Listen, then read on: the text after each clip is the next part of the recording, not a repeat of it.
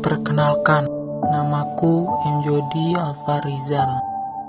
Orang-orang biasa memanggilku Jody. Aku lahir di Sangatta tanggal 13 Mei 2005. Hobiku yaitu bermain game. Saat ini aku duduk di bangku kelas 11 SMA.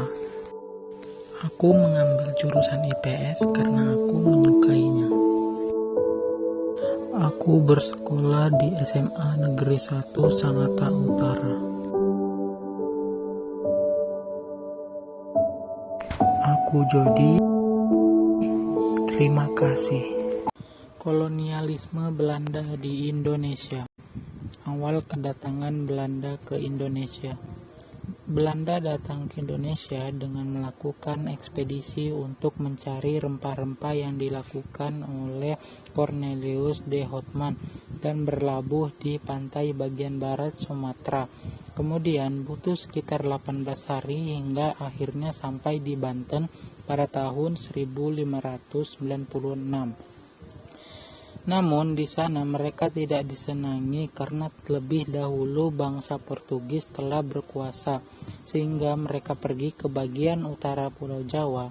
Kedatangan mereka disambut dengan baik oleh penduduk setempat dan kembali ke Belanda pada 1597 dengan rempah-rempah.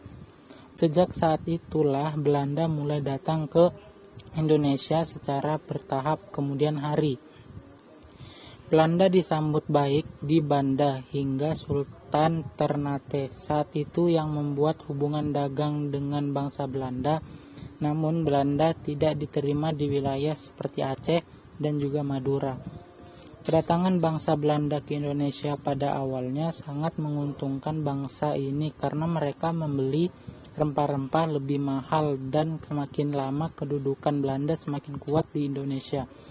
Namun banyak penduduk Belanda yang datang secara besar-besar membuat persaingan tersendiri di antara kaum Belanda itu sendiri. Sehingga Johan van Oldenbarnevelt membentuk kongsi dagang dan terbentuk pada 20 Maret 1602 dan diberi nama Verenigde Oost-Indische Compagnie atau yang kita kenal dengan VOC. Tujuan dari didirikannya VOC yaitu sebagai berikut. 1.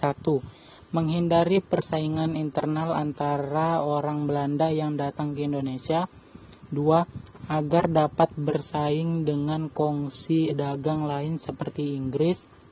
3. Mencari sumber daya dan juga dana untuk menghadapi peperangan dengan negara Spanyol. Peter Both diangkat menjadi Gubernur Jenderal VOC pertama pada tahun 1610 sampai 1614. Berbagai kebijakan dilakukan demi kepentingan pribadi dan mempermulus perdagangan.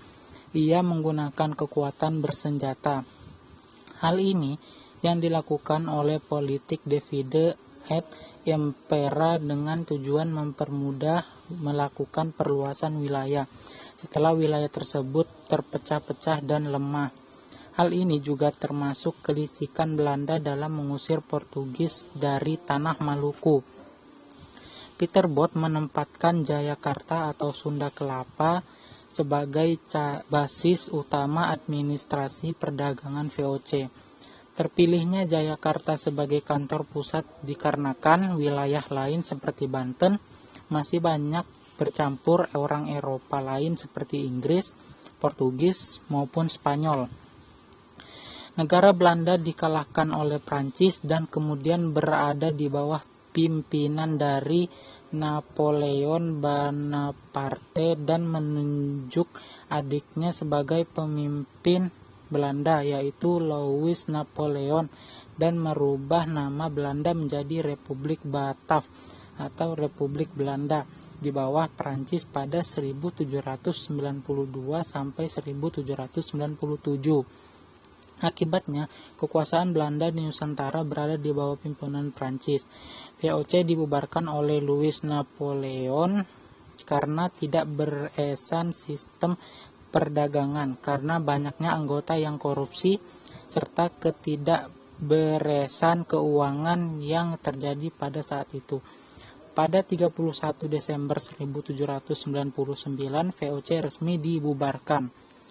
Louis Napoleon kemudian menunjuk Herman William Daendels sebagai gubernur Hindia Belanda pada tahun 1808 sampai 1811. Namun pada perkembangannya banyak pemerintah Louis Napoleon yang tidak dijalankan dengan benar, sehingga digantikan dengan Jenderal Janssens. Pada masa ini juga sistem tanam paksa mulai diberlakukan. Sistem tanam paksa dilakukan pada 1830 hingga 1870.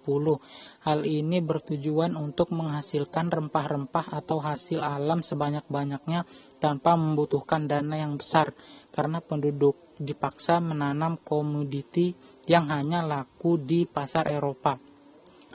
Tokoh yang terkenal yaitu Douwes Dekker dan Baron van Hove. Lewat bukunya yang berjudul Max Havelaar, Douwes Dekker mengkritik pemerintah Belanda yang begitu kejam dan tidak memiliki rasa kemanusiaan lewat nama samaran Multatuli. Berkat hal tersebut, akhirnya sistem tanam paksa dihapuskan. Jatuhnya kekuasaan Belanda ke tangan Inggris. Perangan dagang yang dilakukan oleh Belanda dan Inggris yang memiliki organisasi lebih baik seperti EIC membuat Belanda harus berpikir keras karena mereka tidak dapat bersaing dengan Inggris. Lantaran VOC tidak sesuai harapan yang banyak sekali masalah internal yang harus dihadapi. Pada 4 Agustus 1811, Inggris dengan 60 armadanya mengepung Batavia atau Jakarta karena gubernur Hindia Belanda yang memimpin Janssens tidak secakap Daendels sehingga membuat Jawa jatuh ke tangan Inggris dan akhirnya kekuasaan berhasil direbut oleh pemerintah Inggris. Jenderal William Jansen berhasil selamat dari serangan dan memindahkan kekuasaan ke wilayah Semarang, Jawa Tengah.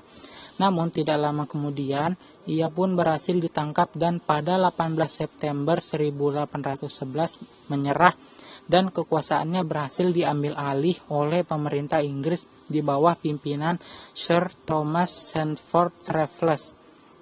Belanda dan Inggris kemudian membuat kesepakatan mengenai penyerahan kekuasaan dengan melakukan perjanjian tuntang yang berisi 1. Kekuasaan Belanda di Jawa, Palembang, dan juga Makassar diambil alih oleh Inggris. 2. Tentara Belanda menjadi tahanan Inggris. 3. Belanda tidak mau membayar ke Perancis atas hutang bangsa Belanda. 4. Pegawai pemerintah di bawah pimpinan Inggris. Di bawah pimpinan Raffles, banyak sistem yang sebelumnya diterapkan oleh Belanda dihapuskan karena ia berpikir hal tersebut sangat kejam. Ia memperbaiki kondisi masyarakat pada saat itu. Kesimpulannya, Belanda memasuki Indonesia untuk membeli rempah-rempah yang ada di Indonesia, akan tetapi selang beberapa lama Belanda akan mulai untuk menguasai Indonesia, sehingga Belanda membentuk kongsi dagang yang diberi nama VOC pada tanggal 20 Maret 1602 dan berakhir pada 31 Desember 1799, sehingga setelah itu kekuasaan Belanda jatuh ke tangan Inggris. Sekian dari saya, wassalamualaikum warahmatullahi wabarakatuh.